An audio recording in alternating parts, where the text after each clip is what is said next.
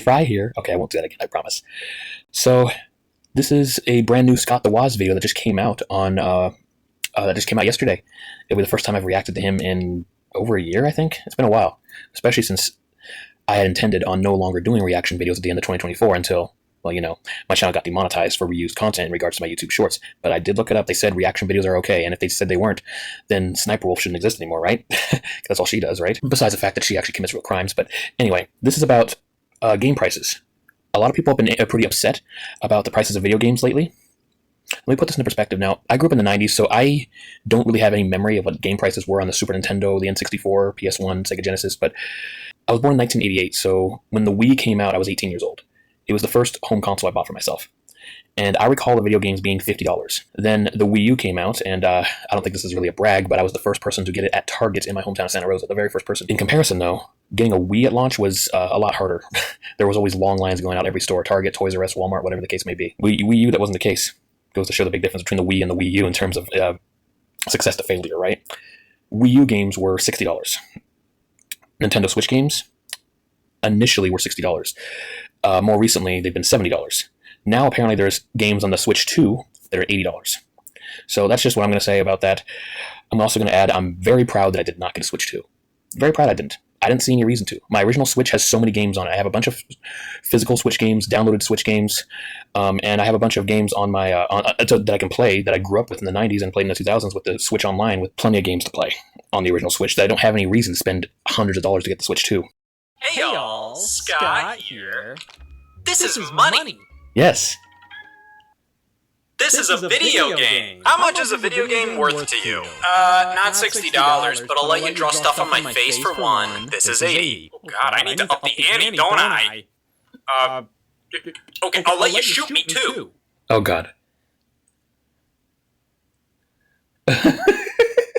The price of video games has always been a hot debate, primarily because these are wants, not needs. That I say, why is my blood type Luigi's Mansion 2 HD? Hey, there's lots of ways to entertain yourself at affordable prices, hell, even free. What makes you so special? Funnily enough, looking throughout gaming history, we can see these I'm sorry to interrupt. Tubi is awesome. It's gotten a lot more popular lately, but I'll tell you this. Tubi does what Hulu used to do. Hulu actually used to be free, and with ads. You used to have to pay more to not have ads. Now you have to pay whether you have ads or not. You just pay more if there's no ads. I still like Hulu a lot, especially bundling up with Disney Plus to give a better price for both together. But Tubi is completely free no matter what, and convenient. Of course, they make money through ads, but I love how they actually warn you when ads are coming. Like you'll see a countdown timer saying ads going to begin in 5, 4, 3, 2, 1, and then an ad shows up. So you actually get a warning of that, which is pretty cool. And in some cases, when you're on Tubi, if something's about to expire, there's usually like a sticker on the corner, and then you hover over, and there's usually a sticker on the corner telling you how many days left before it expires. Netflix doesn't even do that, and Netflix has been around forever. Let's continue. Prices aren't anything new. They're a bargain. 70, oh, even free. What makes you so special? Funnily enough, looking throughout gaming history, we can see these prices aren't anything new. They're a bargain. 70 for NBA Hang Time on Super Nintendo. 75 for Mortal Kombat Trilogy on Nintendo 64. 100 for Virtual Racing on Sega Genesis. The question here isn't, are these games worth it? They're not. The question is, are you worth them? But see, there's gotta be a method to the madness. Why video games are priced the way they are. Because something like this don't just happen on accident. Oh, Butterfingers. I've always seen big boy console games hovering around a $50 to $80 price point. 50 being the standard during the 6th generation, 60 during the 7th and 8th, and 70 and 80 during the 9th. Now, there's been some oddball stipulations with these prices. For example, it seems that the move to HD consoles warranted the jump to $60, because while the Xbox 360 and PS3 priced their games as such, the Wii, not being in HD, stuck to $50 games. But then with the jump to Wii U, now that we're in HD, boom, $60. So this is definitively what a AAA video game in HD costs. Write that down. Right. That statement will be proven false later.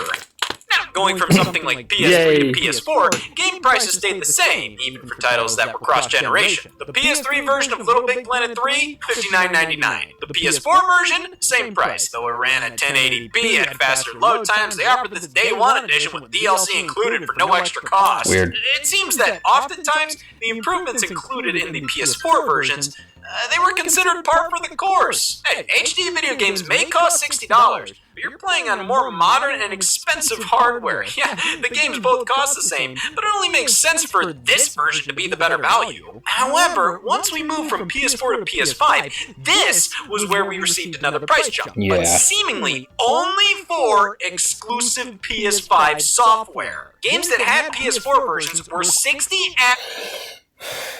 Hey, are there even really any PS5 exclusives besides Spider-Man? I mean, I guess Sackboy is, but that's actually the reason why I don't even bother with PlayStation or Xbox anymore. They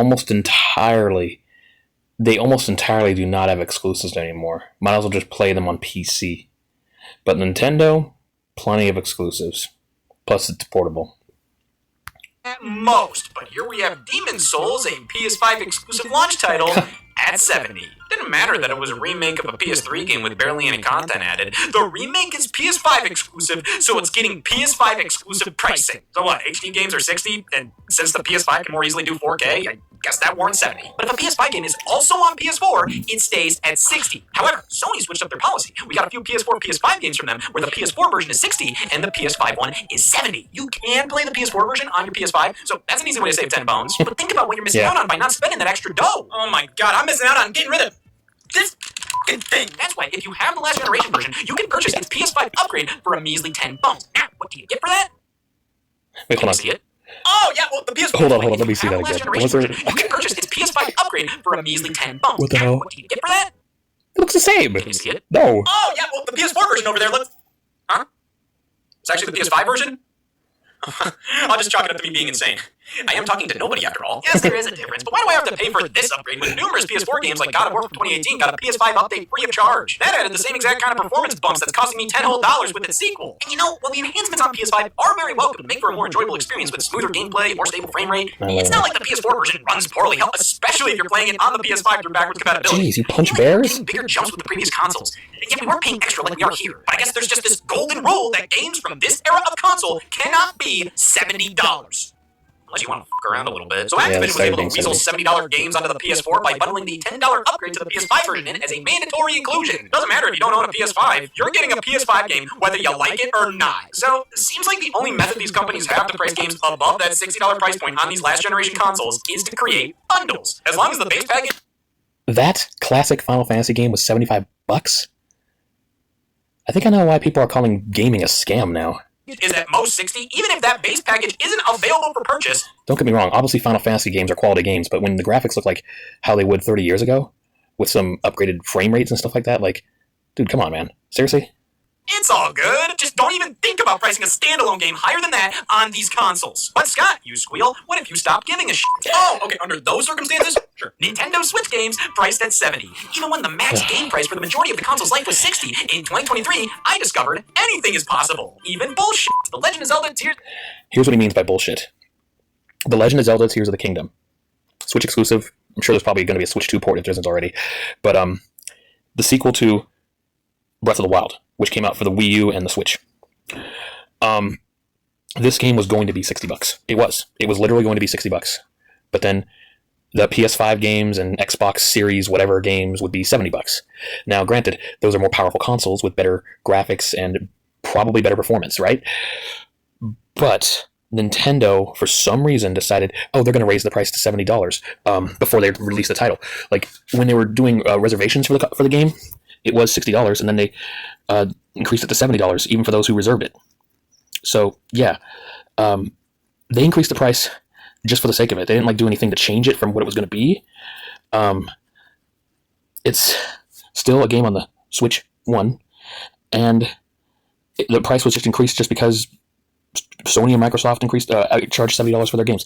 Now, I don't think a video game should cost that much at all anyway, but Sony and Microsoft have the excuse of their consoles being more powerful and having better fidelity, graphics, and performance on their games.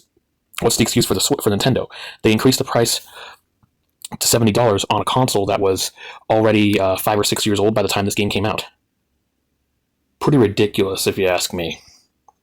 The Kingdom was priced the exact same as all these big PS5 and Xbox Series X games, even when it was running on hardware most comparable to Give me a second. Alright, now, keep in mind, Yeah. it's not that I don't think Tears of the Kingdom itself isn't worth $70. Rather, up until this point, price points of most traditional video games seem to be dictated by the hardware was on, not the game itself. That, it's comparable to that. Like, was Ratchet & Clank ripped apart on... Is that a reference to Angry Video Game Nerd? Like, when... I forget which episode it was on. I think it was on the Sega CD one, or maybe the Sega 32X episode. I don't remember, but like, hey, come here. James was outside and pointed at like a piece of dog turd on grass and said, "It's like that's what it is." He pointed at the piece of dog poo, and then Scott pointed a vomit bag like outdoors. Like, is that a reference? Like, was Ratchet & Clank ripped apart on PS5 truly worth $70 compared to all these games that were $60 just because they were on a console where that was the standard? Nintendo stated they based the prices of their games on a case-by-case basis. The case here being, can we get away with this? Yes. With Tears of the Kingdom, I mean, it made sense. Locked in at 16 gigabytes tall, meaning they had to use a mighty expensive 32 gigabyte game card to house it all. Didn't stop The Witcher 3 from being a flat 60, even though it used the 32 gig card too. But Tears of the Kingdom is a new game, a massive game, one that reuses loads of content and assets from Breath of the Wild, a $60 game designed for a console from 2012 whose hardware is most similar to a console from 2005. Yikes. Damn, they should be paying me to buy this. Yeah. Alright, let's be fair. Did the enjoyment I got out of this game justify the price tag? I would undoubtedly say yes. The fact of the matter is, this was a special situation. You can argue it all you want, but Tears of the Kingdom could probably be considered the peak of what Nintendo Switch was capable of in terms of a game's scope. This was an impressive title, even by the standards of far more powerful consoles. If any Nintendo Switch game deserved to be $70, Mortal Kombat 1. This game didn't even release on PS4 or Xbox One. They probably considered the Nintendo Switch to be a current generation console, and thus, its price point reflected that. And nothing else did. I'm confused, because the publisher Warner Brothers released Hogwarts Legacy, like their biggest release ever on PS5 for $70, and Nintendo Switch for $60. Why do this with just Mortal Kombat? What is it, because Hogwarts got... To be fair, Hogwarts Legacy is very downgraded on the Switch. Very downgraded. In fact, the developers of that game, they delayed releasing the Switch version by almost a year compared to the rest of the versions of the console. My wife and I waited a long time to get the Switch port. I'd considered just getting her the PC version, but no, the wait was worth it. Its graphics are obviously a lot worse on the Switch compared to the PS5 or the Xbox Series X or PC. But hey, it's being played on the Switch, which is the console we play at home and sometimes take with us on the go. And yeah, it's awesome. But yeah, the fact of the matter is, it took almost like a year for them to release the Switch port compared to the other versions of the game. So at the very least, I have to appreciate that they tried really hard to make sure it wasn't like a downgraded play experience. Like, it wasn't like terrible because it got ported to a less powerful console. It actually plays really well. It does. It plays really well. Doesn't look as good as the other versions. I'd say it looks, from what I've seen, it looks fair enough. It looks good enough, I guess. But obviously not as good as the more powerful platforms. Got a PS4 version? So let me get this straight. This, their biggest release ever on PS5 for $70 and Nintendo Switch for $60. Why do this with just Mortal Kombat? What is it, because Hogwarts got a PS4 version? So let me get this straight. This is at the same level as that, even when it obviously isn't. But this is where the line is drawn. Why do this with just Mortal Kombat? What is it, because Hogwarts got a PS4 version? So let me get this straight. This is at the same level as that, even when it obviously... Okay, side by side, it looks like the Switch port looks better than the PS4 version. I thought it would look about the same. It looks a little better. The PS4 version looks kind of watery. Obviously, the PS5 version is going to look way better than that, though. Isn't, but this is where the line is drawn, where the quality is too damn high to continue to suffer warranting a $60 price point. I almost respect this more. Like, what is there to argue? It's just fucking stupid. Okay, after all that, let's take everything we've learned and try to answer this. What makes a game $70? Son of a bitch, they're $80 now. Yeah. The release of Mario Kart World on Nintendo Switch 2, $80 became the standard for cream of the crop gaming. Now I don't think there's any pitter-pattering around these video game price points anymore. Some publishers realized, what's genuinely stopping us from charging whatever we want? You want to charge $80 for your game? Do it. Nintendo's reason for why Mario Kart is $80? Because it's worth it. Well, you think they have some math equation to show you explaining themselves? Alright. That makes sense now. Thank God you understand gibberish. What we just went through here showcases the game industry's everlasting struggle to warrant higher price points, until eventually realizing, who cares? Now, am I enraged at the jump to $80? Will I boycott publishers not sticking to an agreed-upon maximum price point? Now, respectfully, who the f*** am I to do any of that? I'm awful. I'm not a fan of this at all, but why are we acting like purchasing a video game for children is making some sort of statement? Either you think it's worth it or you don't. It's not deep. Purchasing a video game for children? Don't forget all the adults who play Mario Kart. I've heard, however, Mario Kart World is actually not selling as well or not as popular as one would expect it to be. Everybody's perception of value is different. Nobody's right or wrong. You don't need to buy that toy on the shelf, but if you refuse, you're not better than anybody who doesn't. What, you think the guy who's judging anybody who bought Mario Kart World in all those internet comment sections is like a cool guy? Damn, Golden Crowns are stickier than they were last week. Well, so I bet if I look at all the crap you buy, it'll all check out. Everything will make perfect financial sense. Now, does that mean you're off the hook if you defend Nintendo's pricing here? Buddy, No. what is there to defend? Oh, I gotta stick it up for the multi-billion-dollar company. They need my help. I will lick this for them. Okay, what I'm saying? Hey, what's up? Yes, I tied my hair back. Sorry for the interruption. Oh yeah, games! And that's Donkey Kong before he changed the look he has now. My wife's sleeping in, and doing my reaction actually woke her up. And, you know, I want her to be comfortable, get the sleep she needs. She's not as healthy as I am, unfortunately. And, anyway, let's try to get more of this done. I'm gonna back up a little just to be sure. Oh yeah, what are you defending? Yeah. Buddy, what is there to defend? Yeah. Oh, I gotta stick it up for the multi-billion-dollar company. They need my help. I will lick this for them. Okay, what I'm... Yeah. What he just said there is exactly how I feel about people who constantly support Elon Musk. This is before he, you know, spent a fortune to push for Trump to be elected a second time. Like, people just would nonstop defend Elon Musk for no reason. Like, I think it's pretty clear that he doesn't know what he's doing, at least in terms of running Twitter. He screwed up so badly with it that it basically became a site full of spammers who are trying to offer you nudes, you know, crap like that. And I guess it's a little more under control now, but the damage had already been done. And I still find that the Ted Doofus and the EpiPen thing, or whatever it was, that the people who were pretending to be Nintendo, the person who pretended to be Nintendo but it had the official blue check mark with Mario flipping the bird, and that person who pretended to be that EpiPen company offering free Epi shots, causing that company to go, that company's stock to drop because people thought it was the real deal. Oh, that shit's so hilarious. But moving on from that, like, it was really frustrating how anytime I would criticize Elon Musk, some person would just jump right in and be like, "Oh, says the guy who isn't a billionaire." Like, are you a billionaire yourself? What are you defending? Like, why are you even trying to compare? Like, are you trying to imply that having more money just makes you a better person? Look at all the people who are billionaires and how evil and corrupt they are. Like, come on. And not to mention, Elon Musk doesn't even, like, he wants to do SpaceX not because he cares about people. He just wants to be seen as the hero who moved people to Mars. He cares about his ego. He doesn't actually care about people. Anyways, let's continue. But yeah, that's what he said about defending multi-billion-dollar company like Nintendo. Kind of reminded me of how people just, for whatever reason, can't stop defending Elon Musk, even though actually he's kind of an idiot. And he got lucky. He didn't actually work his way up. He was basically handed, I mean, his father was already rich anyways, so he already had a lot of money to begin with. And all the people who are doing Tesla and all that stuff are his engineers, not him. What I'm saying is, let's not judge the people not buying or buying games at these prices. Yes. Let's judge the companies setting them. Because judging each and every person for buying something that you personally wouldn't, we'll be here all damn day. I personally... Yeah, actually, it reminds me, on a video by, you know what? I forget the name of the channel, but he's an awesome channel. He talks about some interesting things. He has like a tier list of how useless Mario is in his games, from elite to worthless, or how, you know, Sonic is in his game, stuff like that. I forgot his name. He hearts some of my comments because, yeah, I have something good to say usually. But some prick replied to my comment about how proud I was that I didn't actually buy a Switch 2 because I have so much I could still play on my Switch 1. I just don't see the reason to buy the Switch 2. And some prick commented saying, "Oh, just admit it, you can't afford a Switch 2. Actually, yes, I can. I can easily afford a Switch 2. I just choose not to buy it. I have bills to pay. You see, if I chose to buy a Switch 2 and buy all the games for it, then I have to sacrifice paying my car note. My car can get impounded. Isn't that great? All because I wanted to buy the newest console and games. Like, come on. I have more important things to deal with. I gotta pay my car note every month, pay my car insurance every month. My insurance is actually pretty expensive, and unfortunately it has to be because of my driving record. I'm actually a good driver. There were just some things that happened in the past. But, and then, I have to pay rent entirely by myself, actually. I mentioned how my wife isn't very healthy compared to me. I literally pay the entire rent by myself. But luckily, I landed in affordable housing where my rent is well below market value. And that's here in California, so, yeah. Put that into consideration. Why would I buy a Switch 2 and games for it when I have plenty to play on the Switch 1 and I have bills to pay? Like, I made fun of that guy in a reply saying, like, what, is this supposed to be some kind of flex? Oh, I buy everything and I don't have anything to worry about. The person probably still lives with their parents. And, you know, there's not anything wrong with still living with your parents. I used to live with my mom, even in adulthood, for a few years. But overall, yeah, it's my apartment. Me and my wife's, and I pay the rent entirely by myself. It wouldn't make any sense to just buy a Switch 2 and the games for it. I could afford it, but it wouldn't make any sense to do it.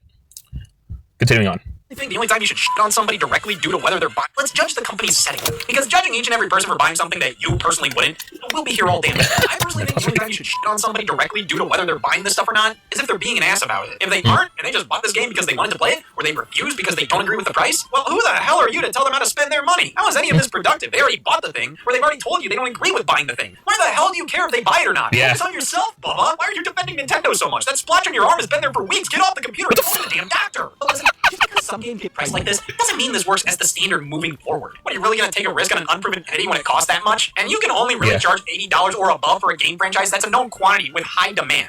But even then, this price point isn't... Oh god, what is Grand Theft Auto 6 going to cost like $100? It's crazy. The last Grand Theft Auto game came out, was it 2013?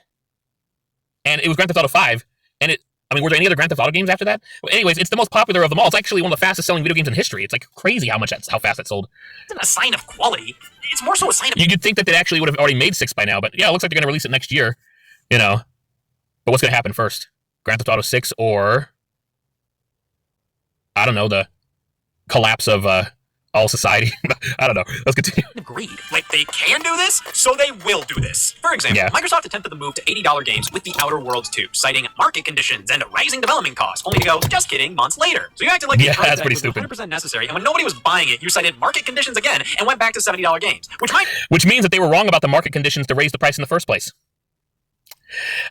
There's this guy I follow on Instagram now that I actually have an Instagram after years of my wife convincing me to start one. You can check out my Instagram if you want, but I don't post to it as much as my YouTube.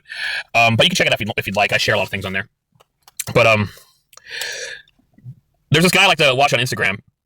I think he might actually be the actual voice actor of Skeletor, or because he sounds just like him, and he shows an animation of Skeletor, and he says "Remember," and then says a quote, and then after he's done, "Until we meet again," and runs away. But he mentioned something about how, if you decide to cancel your subscription services like Hulu, HBO Max, Disney Plus, whatever, if you cancel your subscription service and then they offer you to stay on at a reduced price, they're admitting that they've been overcharging you. That's basically what just happened with Microsoft here. Many already feel is too high. This just tells me these higher price points. So you acted like this price tag was 100% necessary, and when nobody was buying it, you cited market conditions again and went back to $70 games. Which, mind you, many already feel is too high. This just tells me these higher price points aren't as necessary as these companies would like you to believe. But I think what's most annoying is, on top of all these price increases, many of these games are more monetized than ever before. Ooh, good point. Microtransactions, loot boxes, advertisements, doing dear god anything but paying the actual developers of these games more. All being printed. Oh yeah, I forgot about that. So, I don't really play games on my phone anymore, but I'm considering doing it again. I'm thinking of joining my wife on Klondike, which was a game she discovered using Tester Up, which Tester Up is an app you download to your phone that gives you a list of various video games you can download to your phone and play and earn actual money for completing tasks. You wouldn't make very much money. Like, you can't replace your job with it. Like, you can't. You might make like $100 in like 2 months. That's how little it was. When my YouTube channel was monetized, I was making about $300 a month from that, which is not even close to enough. That's probably not even enough unless it was like 50 years ago or something, or more. I would make half of that in a single day working a real life job, or more than half of that. But yeah, so just putting that in perspective, my earnings from YouTube when I was monetized were more than how much I would make in like a month or two doing Tester Up. But Tester Up's kind of cool if you want to play some games and make a little bit extra on the side. Anyway, she discovered Klondike on there. I'm thinking about actually joining her on that because she wants more people to play Klondike with. And it was one of the few games that she tried on Tester Up and got paid for to do that she actually likes. And I'll give it a shot as well. I just keep forgetting to get around to it because I don't really play games on my phone anymore. I used to, but not that much. But one thing that I didn't really mind that games were free, but then either you had to wait a long time to make progress, watch ads to make progress, or pay actual money to make progress more faster. I didn't really have that much an issue with it. I mean, it's annoying, yes, but you're not going to spend your entire day playing the game anyways, right? And it's not as big as a Switch game or a PC game or whatever. But anyways, what I want to point out is that I didn't seem to mind that because, yeah, the game was free to begin with, so they got to make money somehow. But now there's games you pay $70 for that are also asking you to pay for upgrades. Like, dude, enough is enough. You already paid $70 to get the game, and now they're trying to upcharge you more shit. Now, I get it. There's DLC. DLC has been around for, like, I don't know, 20 years or somewhere along those lines. And, I got suckered in the DLC, but I only did it for a reason. Like, with Super Smash Bros., I would get the DLC pack to get all the DLC characters. Even though my main is Sonic, who isn't DLC, I wanted to get all the fighters in Super Smash Bros. Games. And besides, I mean, some of the DLC fighters are really fun to play as. But anyway, yeah, so... Plus the DLC, and the DLC for that was not even that expensive to begin with. But so DLC, yeah, sure, it's a thing. But then when there's all these other things within the game they want you to pay for that wouldn't really be what you would get with DLC. It would be basically just progress, extra rewards, all this other stuff that you would pay for in a mobile game that is a free game. But then you actually are buying the game and still having to pay for this shit. I think it's going way overboard. Just allow you to make achievements in the game by actually playing the game and get you those rewards. That's how it should be. You're already paying $70 or $80 for the goddamn game. on a physical video game that you would like you to believe. But I think what's most annoying is, on top of all these price increases, many of these games are more monetized than ever before. More microtransactions, loot boxes, advertisements, doing dear god anything but paying the actual developers of these games more. Yeah. All being printed on a physical video game that don't include a damn thing on the disc. Modern gaming. Yeah, prices keep going up, and oftentimes there's no particular reason for that happening other than the desire to make more money. Which we can't blame them for that. Everybody wants to make more money. How else would I be able to do what I love most? And of course, the economy. Oh, that son of a bitch, he ruins everything. My dad lost his job, my aunt's house has been foreclosed, my cousin's been psychologically tormented by all these money issues, and Mario Kart World is $80? Jesus, just why can't we live in the era of gaming where all of this wasn't an issue when it was about the games, man? Not leaving the sink on at Target. Cashier sold me this game for $80. This'll teach him. This game has always been expensive, but they've never been this bad. Right? Yeah. Well, I don't see what the problem is. I did get more for that absurd price. Plastic garbage and shit in my pants, including crap, has always been an excellent excuse to charge more. Oh, what, this isn't worth it? How about now? Let's take a look at the Guitar Hero and Rock Band era, when these games were taking over the world. Sure, the first few releases were more expensive than your average standalone video game at $70 on the PlayStation 2, but this was such a unique, innovative thing at the time that you can definitely understand it. Now, fast forward a few years, and we have Guitar Hero World Tour with just the guitar controller at $100. Now, let's keep in mind, this guitar is completely wireless, so I think a higher price point is fair enough. Plus, Xbox 360 and PS3 games were normally $60, including this one, as it was available standalone if you already had a compatible guitar controller. However, the idea of a Guitar Hero game without any controller included being valued at the same price as every other AAA release is absurd. Sure, you can play Guitar Hero with a regular-ass gamepad, but is it worth the looks on the street you're gonna get? I mean, everybody's looking at me like I'm a freak. What the fuck? It's the damn controller. Sure, yeah, that's the why. Wii release was 50 standalone, but the guitar button was still 100, and on Wii, the guitar was fully powered by your Wii remote. Now listen, I'm not gonna try and act like I know how this stuff works. I am gonna try and act like I know how to bitch about it. Shouldn't this be cheaper to produce if the Wii remote's doing all the heavy lifting? Yeah, I mean, the Xbox 360 guitar has to function on its own. This is siphoning all the wireless capabilities and power from the controller, on top of the game itself being less expensive on its own. But hey, at this point, you might as well go all in. To be fair, buying an actual guitar, that is expensive. On the full-blown bundle with the microphone and drum set at $190. I mean, it nearly double the price of the... More expensive than that, by the way. And I'm talking about when I was like a teenager. This was like over 20 years ago. It was actually still more expensive than that to buy a real guitar. Yeah. The guitar kit, I can't in good conscience still go all in on the full-blown bundle with the microphone and drum set at $190. I mean, it nearly double the price of the guitar kit. I can't in good conscience do this. But at the same time, the drums are much bigger, more complicated.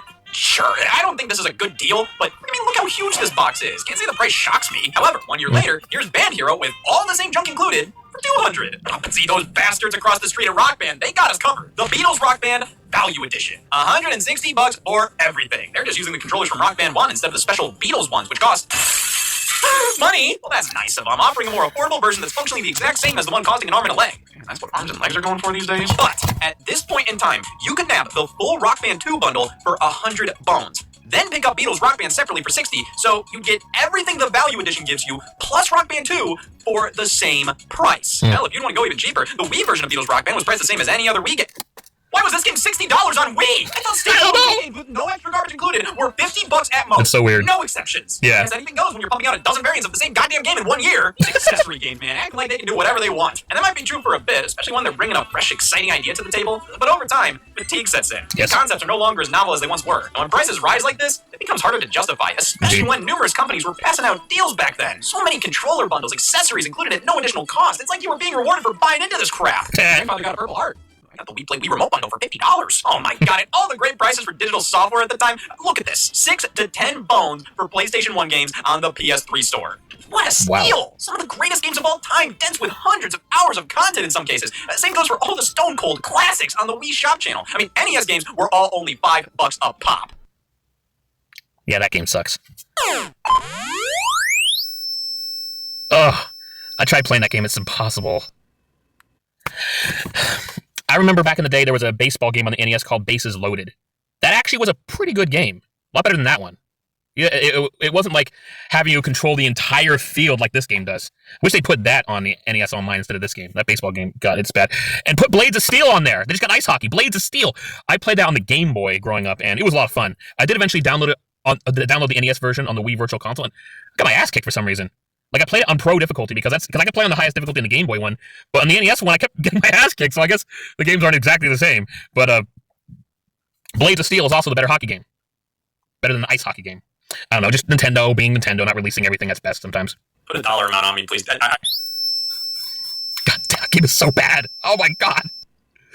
Put a dollar amount on me, please. I gotta know if I'm better than this. I appreciate that Nintendo was consistent with prices. You are. Might have been a little too consistent. Actually, some games were more expensive. Because they're Japan. If they were never released in your country. There's an import tax on a digital file. If anything, they should charge less. They don't even translate anything. Import tax. What about old games over on the Xbox 360's digital store? Well, Microsoft ran a service called Game Room, a virtual arcade where you could buy tons of classic games for $3 a pop. Man, that's the cheapest yet. Check this out. I paid $3 for Activision's legendary Venetian Blinds. What?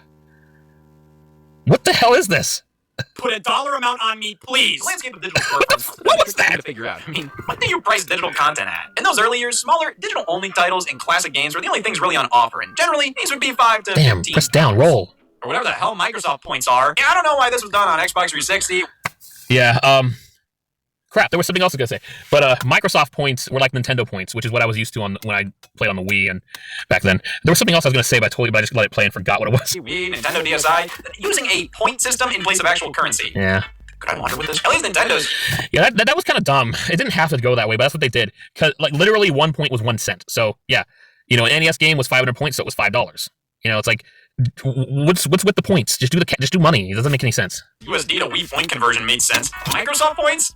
Is this math even English? But What the hell? Microsoft deserves some credit because they pushed the boundaries of digital storefronts and began offering full Oh, I remember now. So I mentioned an import tax or import price, like how Japan exclusive games would cost more on the Wii Virtual Console than ones that were released internationally, right? I think he's alluding to the tariffs, which I think he'll get to in this video. I mean, I'd be surprised if he didn't. Retail Xbox 360 games as downloadable releases. Games on demand. What an incredible idea, especially since you no longer have to manufacture a physical product, ship it off to retailers who then get a cut of the profit. Well, I'd assume the price point here should be the exact goddamn same, if not more expensive than buying these games at GameStop. Well, aren't I not disappointed? This initiated the age-old question. Shouldn't digital games be cheaper? Yes. Sure, these days you see a ton of digital sales going on, but when they ain't, games are often just flat-out MSRP. And this was... Yeah, if it's a digital game, it should be cheaper, like way cheaper than buying it physically. But I think what may be happening is companies know that if like digital games were that much cheaper than physical ones, then people would stop buying the physical ones. And I mean, I know a lot of companies are trying to not make physical games anymore. Even consoles are trying to make non-physical releases. But like ultimately, think about it. It costs money to manufacture the discs and all that stuff and cartridges, whatever. So mathematically, it should be cheaper to just download it digitally. That's how I see it. I think they're just justifying the reason for the cost of actually manufacturing physical versions by making it cost basically the same as a digital one. That's what I think. It was even worse back in the day. Sales weren't as common, and the 360 games available on games be cheaper. I mean, sure, these days you see a ton of digital sales going on, but when they ain't, games are often just flat-out MSRP. And this was even worse back in the day. Sales weren't as common, and the 360 games available on demand were usually older releases that you could pick up for dirt cheap physically, but on the digital store, they were like $30. I remember PlayStation Vita games were generally quite a bit less expensive digitally, but for the most part, that was an anomaly. It seems that most don't want to lessen the value. That anomaly probably happened because the PS Vita was a big failure, which is too bad. I mean, I've heard, I don't have a PS Vita, I never had one, but I heard some great things about that handheld, that it was very advanced, especially for the time. But I guess maybe it might have been too advanced, you know, for handheld. But yeah, ultimately, I think the reason why digital sales were so cheap on that was because it was a failure of a platform, and they were trying to, you know, sell their stuff more quickly. You love their game just because it's digital. I mean, to these companies, there's functionally no difference between these two products other than this one costs you more to produce. So theoretically, you could raise the price of this, but then the retailers you're selling it at are gonna be pissed you're driving customers away from them. Yeah. You can't just tell them to go f themselves because where the hell else are you gonna buy your game console? And if the standard with digital games was for them to be, say, $10 cheaper, well then that is the actual value of your product right there. And that looks f***ing nasty! You ever see when new games are priced lower than usual? The response generally isn't, oh boy, what a deal! It's, wait, what's wrong with it? Sega played all major Sonic releases for a few years there at $39.99, starting with Sonic Forces. Now, you cannot possibly sell genuine dog shit for $60, especially when the market value is $40. Sega did this. Yeah, so I actually live streamed Sonic Forces on my channel when I used to do live streams back when the game was brand new, and I don't think Sonic Forces is a great game. And you know, if you want to call it dog shit, whatever. But when there's people who call it the worst Sonic game, it's like, you guys really have bad memories. The worst Sonic game? Sonic Forces is not even close to being the worst Sonic game. Now, it's a very flawed game. There's a lot of things they could have done better with that game, especially when, at the opening, they introduced Shadow, Metal, Zavok, and Chaos as enemies again.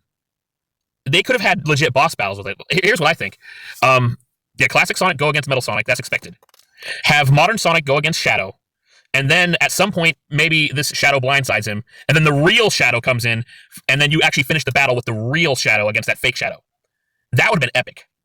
And then real Sonic would be like, oh wow, okay, so, and then realizing what was happening. Have the custom character, the custom avatar you can create, have him or her go against Chaos. Now, normally, Chaos, because in Sonic Adventure, Chaos is Chaos Zero, consume Chaos Emeralds, becomes bigger, more powerful, different versions. How it can be done is, you beat Chaos Zero, then it turns into Chaos 2, then it turns into Chaos 4, then it turns into Chaos 6, then eventually all 7 Emeralds, Ultimate Chaos. The other characters, because you hear them narrate and talk to you all the time throughout the game, have them express confusion. Be like, Chaos doesn't have any Chaos Emeralds. Why is he transforming? Why is he getting more powerful without Chaos Emeralds? They're going to question it, and your character, you're the custom character who never encountered Chaos before, knows nothing about it, which would make it better for storytelling. But then, yeah, you find a way to defeat Ultimate Chaos. Maybe some other characters join to help. Maybe Knuckles will try to fly in to help you. Tails might carry you around or something. But, like, yeah, at that point, you defeat him. Then they're going to wonder, you defeated Ultimate Chaos without going super. Ultimate Chaos is more powerful than that. They're going to get confused about it again. But then maybe Sonic comes in with Shadow, and they see they're not fighting, and they're just talking like normal. And they explain, oh, yeah, no, that's not the real Chaos. These are all fakes. The Shadow we were facing earlier was a fake. This is the real Shadow. It would be good storytelling. They could have done this. But instead, you go against Zavok, who for some reason lets Sonic out of his prison cell, and you defeat him and escape, which is stupid. Like, just, why would you even let him out? And if I'm not mistaken, I think you do go against Metal Sonic as classic Sonic, but, like, still, like, they could have done more with the premise. So, although I don't think Sonic Forces is the worst Sonic game, not even close, to call it the worst is ridiculous, because Sonic 06 exists, and that game is a lot worse. Sonic Boom, Rise of Lyric is a lot worse. And you know what else? People often forget that there were games during the classic era that were terrible. Sonic Labyrinth? Did you know the story in that game and why Sonic runs so damn slow in that game is because Dr. Robotnik sneaked into Sonic's room when he was asleep and took his shoes off and put slow shoes on him that were locked onto his feet? If Robotnik had the opportunity to change Sonic's shoes while he was asleep, why didn't Robotnik just kill him?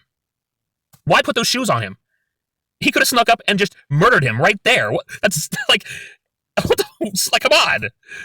Then again, not Sonic the Hedgehog 2 for Sega Genesis, or Mega Drive if you're not from North America, but Sonic 2 on Game Gear and Master System. When Sonic's about to fall into lava, Robotnik actually rescues him and brings him up to fight the first boss. So, I don't know, maybe Robotnik doesn't have much logic and seems to want to, like, defeat Sonic himself, but in a fair way or something. I don't know, man. It doesn't make any sense. And I've been going on a long time. We got a long ways to go, but we'll finish this. Due to the Sonic franchise being a bit down in the... Ever see when new games are priced lower than usual? The response generally isn't, oh boy, what a deal! Oh yeah, and another thing is, Sonic Forces has a lot of that modern boost Sonic gameplay that people loved in Sonic Unleashed, which is a favorite among Sonic fans now, as well as Sonic Colors and Sonic Generations. So to consider Sonic Forces that bad when it has a similar gameplay style to Sonic games that you love does not make sense. It does not make sense. The only arguments I heard that I kind of agree with is that a lot of the levels in Sonic Forces are really short. And the controls are a little slippery, especially when you're classic Sonic. Holy crap. That, like, Fortress level with classic Sonic, that's an auto-scrolling level, which is like, what the hell? They brought back an auto-scrolling level in a Sonic game? What the fuck? But no, like, that level, the slippery controls of classic Sonic are a big problem there. So I think it is a flawed game. But to consider it the worst game when there's other Sonic games that were already out that were way worse does not make any sense. Now, could it be considered a disappointing game? Yes. Because there was all this hype, all these expectations, and they didn't exactly follow through.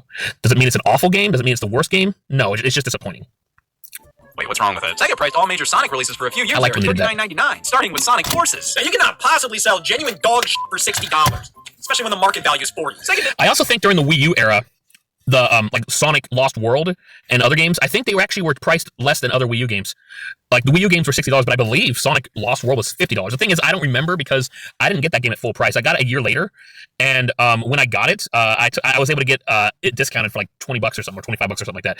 I went to Target and showed them the price from their actual website, and they price matched it with their website, which is actually how I got the last Charles Martinet voiced Mario game, Sparks of Hope, for like $25 or $30 or whatever price it was, even though it was like the same year it came out, I think. This is due to the Sonic franchise being a bit down in the dumps at the time. So how else do you get people back in your corner? Well, sell them mediocre products priced accordingly. Well, as long as it's not charging me $60, you can do whatever you want to me, Sega. Eventually, with the release of Sonic Frontiers, they swapped things over to $60 to showcase how Sonic games were high-quality AAA experiences worthy of the investment. And Sonic Superstars released a year later and was 5 hours long. Could have been worse. And I don't think it's fair all the time. I have Sonic Superstars, but I got it on a Cyber Monday deal on the Nintendo eShop last year. So I bought it for like, crap, I don't know, but it was hella cheap. It was like $10 or $15 or something, maybe 20, I forget. I figured since it's a new side-scrolling Sonic game and it was that cheap, like, go for it. I enjoy it. I like Sonic Mania, especially Sonic Mania Plus, a lot more than Sonic Superstars, but it's a fun game. I didn't realize the full price was $60. That is way too high. Holy crap. All the time to judge games price by how long it takes to complete the main story. Like, there's so much else you need to consider here.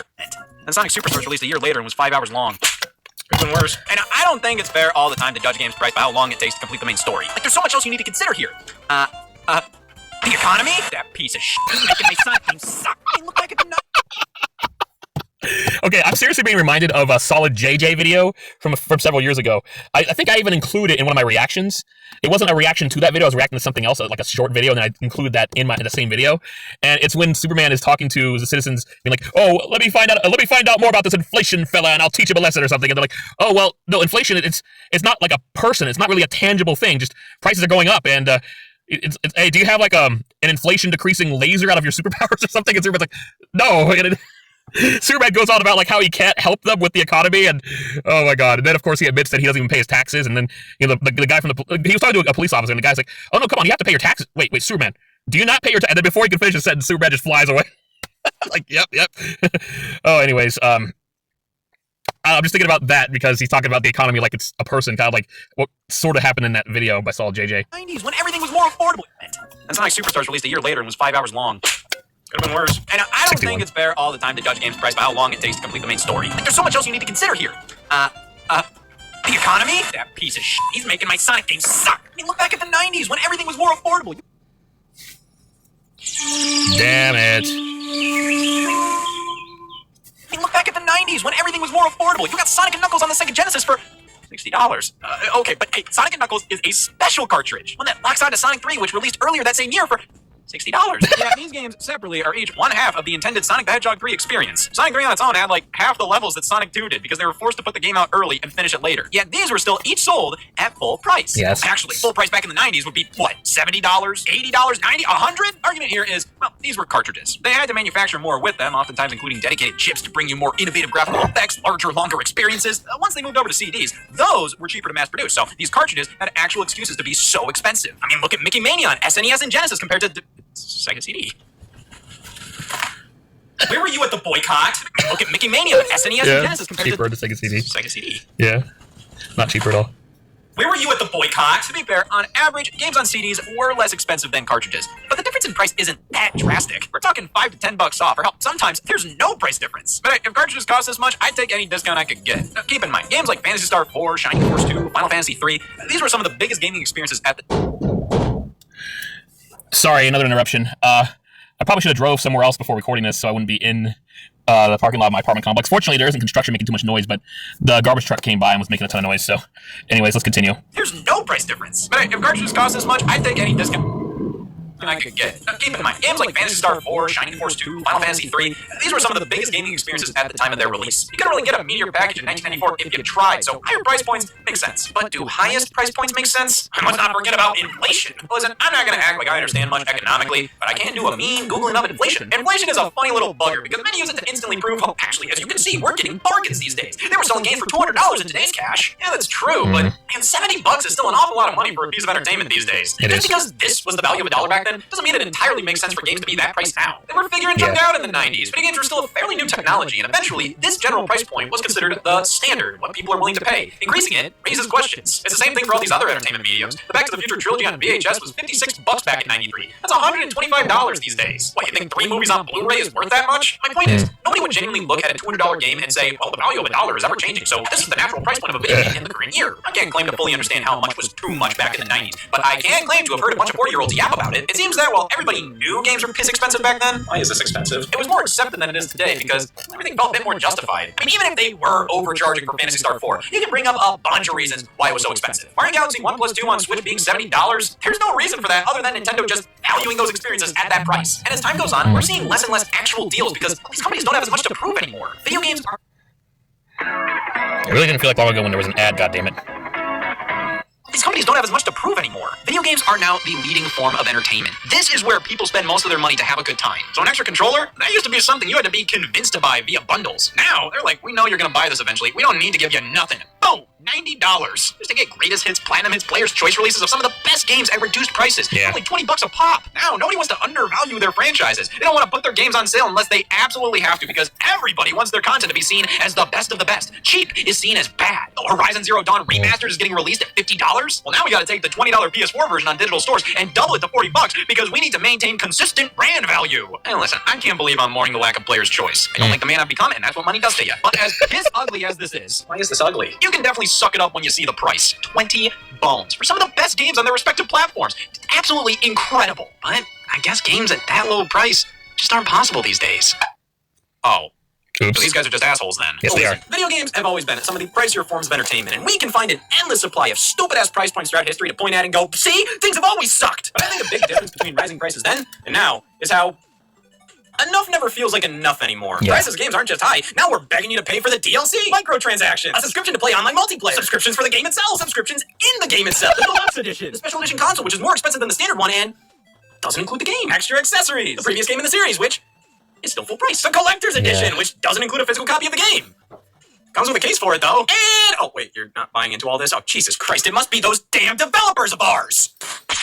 Very rarely do I see something I consider a good deal these days. Something's either at a price point I deem fair enough, or it's absolutely overpriced. Now, I still buy a lot of stuff I think is overpriced because I have no shame. But while I'm willing to do that sometimes, it becomes harder and harder to justify as the value just isn't there with a lot of these high prices. Back then, when a game was up there in price, there was more often than not an excuse for it. Now, their excuse is that they want more money. And that just doesn't bode well for this parasocial relationship I've been working my ass off on. Well, as much as I can complain about how expensive modern gaming has become, let's take one last look at gaming prices throughout the years, as everybody mourns differently. Games for the Neo Geo AES were generally $199 a piece. The price of a Super Nintendo. Here's the thing. These games were considered arcade perfect, which was everything you could possibly ask for back then. The arcade was where you saw the latest and greatest in graphics. And you'd go, well, damn, I gotta get this for my home console. I didn't even know there was a Double Dragon on Atari. I'm never saying words again. Neo, I lied. Geo, by comparison, gave you the same experience as the arcades, and thus was considered a luxury product. This wasn't really seriously competing with Nintendo and Sega because it was for a completely different market. Serious players only. You gotta be a diehard enthusiast to get anything out of these games at this price, because for most consumers, you can pick up the Super Nintendo or Genesis versions of these things at a fraction of the cost that, while downgraded, were more or less pretty faithful ports. Also, the Neo Geo AES itself was priced like this.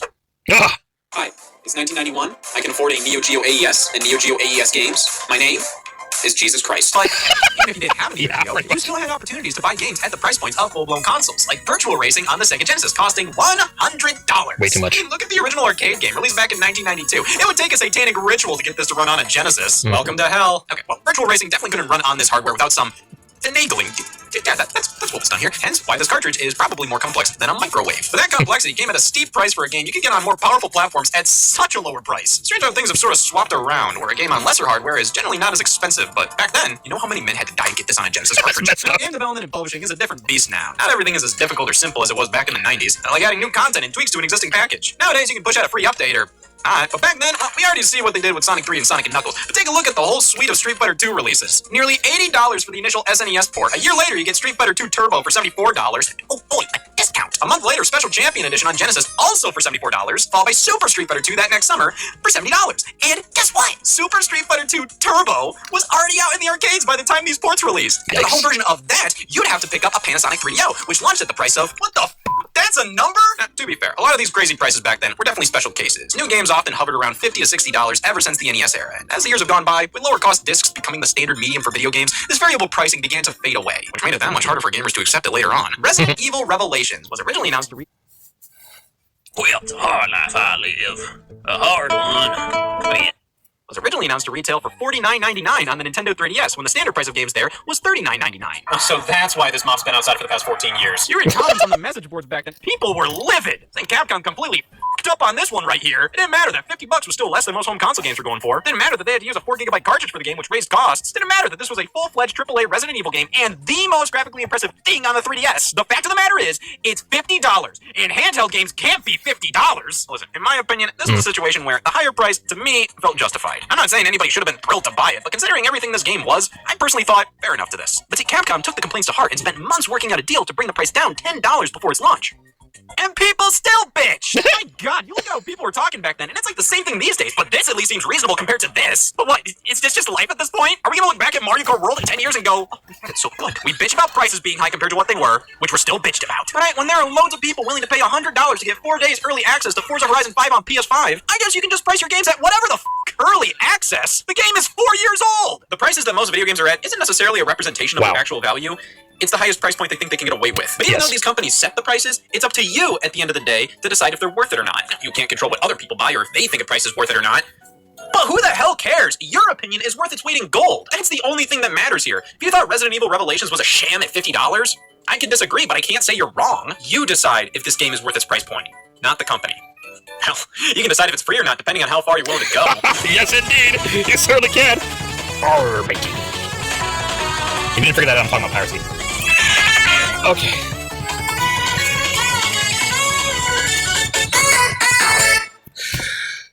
No! Actually, this song sounds pretty cool. Okay.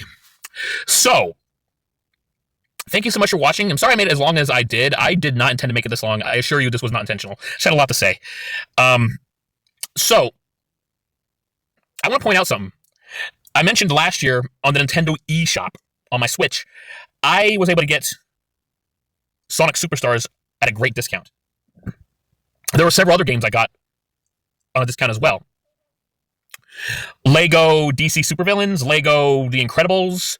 I think I already had Lego Harry Potter collection because that was a game my wife had been into for a long time. I mean, she had the Lego Harry Potter games on the DS, and then getting it on Switch allowed her to play the actual console version of the time that was, upgraded for the Switch.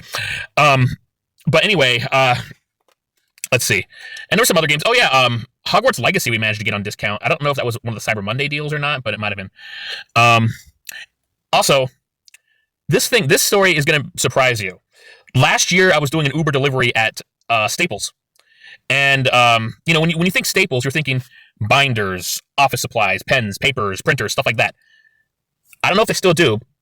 I would imagine they do because this was only last year. But they were selling video games there. I noticed it. I was doing my job, doing a delivery for Uber, but I noticed they had a small selection of Nintendo Switch games at discount prices, and I kid you not, that included Super Mario Bros. Wonder. Now, at the time, because I was late 2024, Super Mario Bros. Wonder was only a year old by that point, and it was on a discount. Think about that. Nintendo games are never on sale. They're never discounted. But an official Nintendo game, Super Mario Bros. Wonder was $20, I think, instead of the full price of $60. Mario vs. Donkey Kong 2 Remake was there. I got that. I was considering getting Mario Kart 8 Deluxe because I actually never played that, believe it or not. I played the original Mario Kart 8 on the Wii U, and I bought all the DLC for it when it was new. So I just didn't feel the need to bother with Mario Kart 8 Deluxe on the Switch. It just felt like buying the same game twice. And then they added DLC years later, and now it's and now they got a bunch of new stuff. But anyway, I considered that, but didn't get it. But yeah, at Staples, I got Switch games on discount last year in December.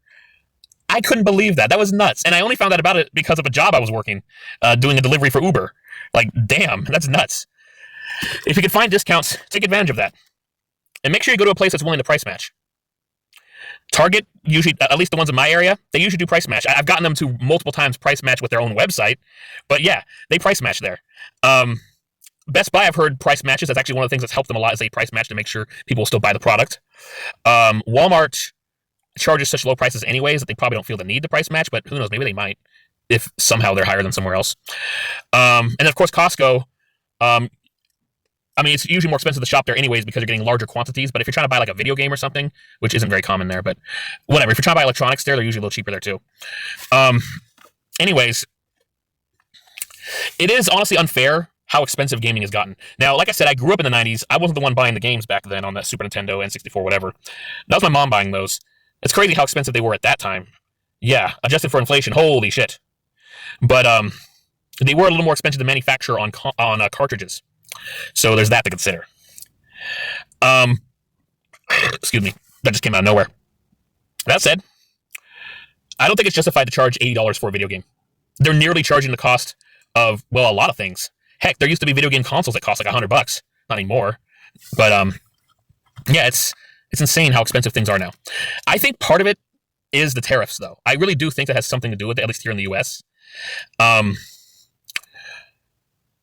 Anybody who thought tariffs would solve our problems It doesn't. You thought that would solve the issues with prices? It's been historically proven through U.S. history that if you do tariffs, it actually makes things more expensive. It's been proven time and time again. So to think that would actually solve the problem now just doesn't make any sense. Anyways, sorry. Like I said, sorry for how long this was. It wasn't supposed to be this long. Thank you so much for watching all the way through. I really appreciate that. Please check out my other content. I primarily upload YouTube Shorts. I get a lot more views that way, but I'm also trying to get a lot more watch time with longer videos. And I assure you, I wasn't intentionally making this as long as it is. I just had a lot to say. Maybe I might edit some stuff out. I don't know, but hope you enjoyed. I'll probably upload another Scott the Woz reaction, although I do intend to not speak as long as I did. Thank you so much.